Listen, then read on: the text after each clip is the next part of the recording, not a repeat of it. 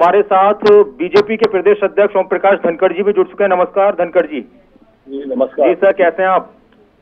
मैं अच्छा। धनखड़ जी, काफी मेहनत की है इस बार चुनाव में, उपचुनाव में। वैसे तो बीजेपी ये कहते हैं कि हमारे लिए तो हर चुनाव बड़ा होता है। आदमपुर क्या उम्मीदें लेकर आ रहा है सर? जरूर शानदार जीत हो रही है आदमपुर में जी, और जैसा बार बार हम कहते रहे कि जोरदार जीत होगी, तो उसी प्रकार की चुनाव के बाद समाचार है कि भारतीय जनता पार्टी शुरुआत में सर आप ही ने कहा था कि भव्य की भव्य जीत होगी, और एक तरीके से एक वहां पर ये टैग लाइन बन गई कि भव्य जीत होने जा रही है।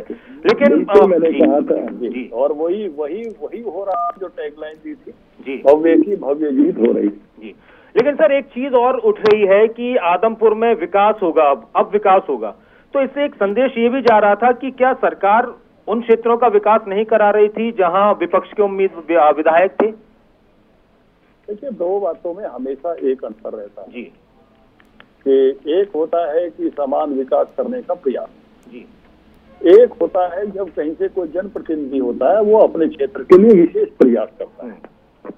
और इन दोनों बातों का जब आदमी प्रतिपक्ष में होता है तो उसको कहने का मौका या तो विधानसभा में है या व्यक्तिगत रूप से उठते वो मंत्रियों के, मुख्यमंत्री के घर पे जाता है।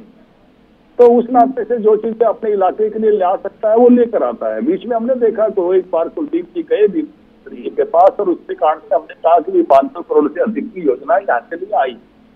लेकिन जब आप किसी क्षेत्र विशेष का प्रतिनिधित्व उस सरकार का हिस्सा होते करते हो तो आप हमेशा एक सरकार के आसपास ही होते हो, मंत्रियों के, मुख्यमंत्रियों के, और उस नाते से बहुत सारी चीजें वो निर्णय प्रक्रिया में सहजता से और अधिक ले पाते हो। और ये नेचुरल है, इसमें कोई ऐसा नहीं कह सकते कि भाई इसमें कोई विशेष बात है। ये हमेशा जो है ये नेचुरल होता है। जब आप आसपास होते हो तो जो भी चीजें आपको पता चलती है, नई चीज हो रही है तो आप भी कहोगे मेरे इलाके में भी करो, कोई चीज आ रही है मेरे इलाके को दे दो, तो वो थोड़ा सा, और फिर वो सत्तारूढ़ दल का एक हिस्सा होता है तो थोड़ा सा अधिकार भाव उसका बढ़ जाता है और उसके नाते से अधिक चीजें ले जा पाता है। लंबे समय विपक्ष में रहा जो है, इसके कारण से कठिनाई रही, क्योंकि राजनीति की दलगत हिस्सेदारियों में भी आदमपुर को बहुत कुछ उस समय मिला नहीं जब वो चाहते थे। तो इसलिए भजनलाल जी के बाद अब एक अवसर ही ऐसा देख रहे हैं कि भाई उपचुनाव हुआ है, उपचुनाव में वादे भी अच्छे होते हैं और वादे भी खुद मुख्यमंत्री मंत्री आके सब करते हैं,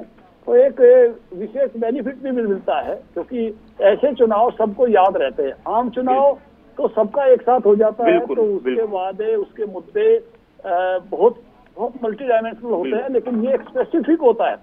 तो जैसे हर आम चुनाव कहीं ना कहीं लोगों के ध्यान में होता है, तो आदमपुर का चुनाव भी आदमपुर के लिए बहुत सारी विकास की चीजें ले जाएगा निश्चित रूप से। बहुत बहुत शुक्रिया ओम प्रकाश धनखड़ जी खबरों अभी तक के साथ जुड़ने के लिए।